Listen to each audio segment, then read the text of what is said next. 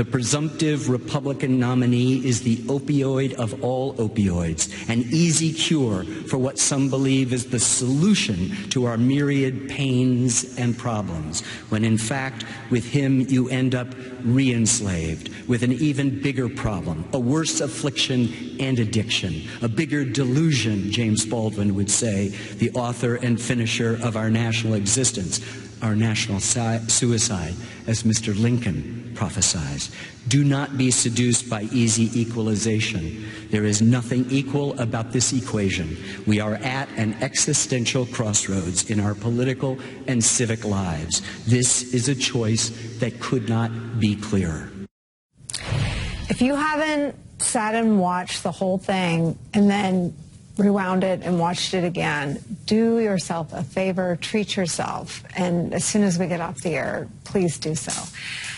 Everything that renowned historian Ken Burns had to say is a precious gift in this moment. So that was from a commencement address at Brandeis University on the 19th, about a week ago. It has exploded online since it was so eloquently and powerfully delivered last weekend.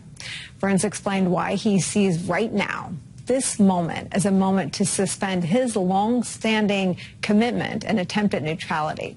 He implored those new graduates to remember that the most important political office is that of a private citizen. Vote, he said, urging them to deliver our nation from the other route, which threatens to engulf and destroy us. Joining us right now, the aforementioned Emmy Award-winning filmmaker and documentarian Ken Burns. I have your copy as you delivered it. I told you yesterday when I emailed you, I want to read the whole thing, and we'll try to do that. But first, tell me about this internal tussle about breaking your vow of neutrality. I've been making films about American history. I have no interest in talking to one particular group or another. I'm interested in talking to all citizens. I have no interest in sort of polishing whatever political apple I might be attracted to at a particular time. I'm interested in telling true, honest, complicated stories that's unafraid, as I said in the speech, of controversy and tragedy, but equally drawn to those moments that suggest an abiding faith in the human spirit, and particularly what this American experiment has been about in good and bad ways.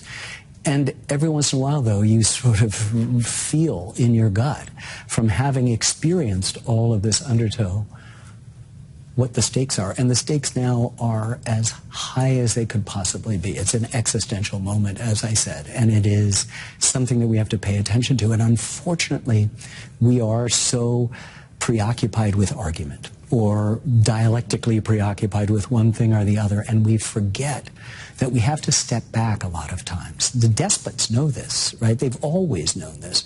They don't respect the judicial system, so they can play both sides of it. We're still bound by codes of honor and say we turn it into a handicap, and in so doing, we cede a little bit of power to those despots. Remember, when we started our country, we're the only place on earth that said you would be a citizen, not a subject. Didn't apply to everybody.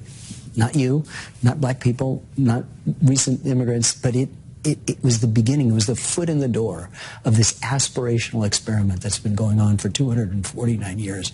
And we need to actually sort of remember what that's about. You know, Thomas Paine says this wonderful thing, that mankind discovers that the strength and power of despotism consists wholly in the fear of resisting it. And that's where I got called. I just finally went, I have to say something and speak directly. I still don't think I made a choice to be for one thing or the other. I was for us. That's what I was trying to do. I mean, and I guess this is my question. The other route hasn't worked, and you seem to indict the binary, right? Red state, blue state. And it had an echo to President Obama's convention speech, right? We don't live in red America or blue America. There's one America. Was that on your mind, things that have broken through? Yeah, I think that's what it is. To me, it's very spiritual, and it's ancient. It's Old Testament. It's Ecclesiastes, which I was doing, that we forget that when we engage in this argument, it's always one thing or another. And what we know from our lives, our relationships, our children, our work, is that things are really complicated. There's undertow, there's confusion, there's consternation that we have at opposites. And we have to honor that. And I think we go into this saying, oh, it's just an easy thing. I think we've failed as media. That we were, 8 years ago, we had our cameras parked at the airplane hangar where he was going to arrive because we knew it was going to be a good train wreck. We knew it was going to be, if it bleeds, it leads. We knew it was going to be dramatic.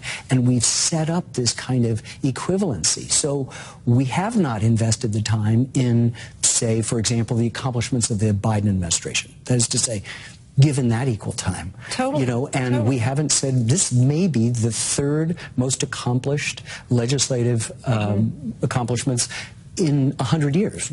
Obviously, FDR and LBJ are a little bit ahead, but this may be that. And so we have to, yes, and Obama is really strong at understanding that it's not just this argument. It's sometimes superseded by a reconciling force, which we have to bring at this moment. Yeah. This is not a question of Democrats or Republicans. No. This is the survival of our republic. If you like despots, dictators on day one, there's not a dictator who's ever given up power willingly.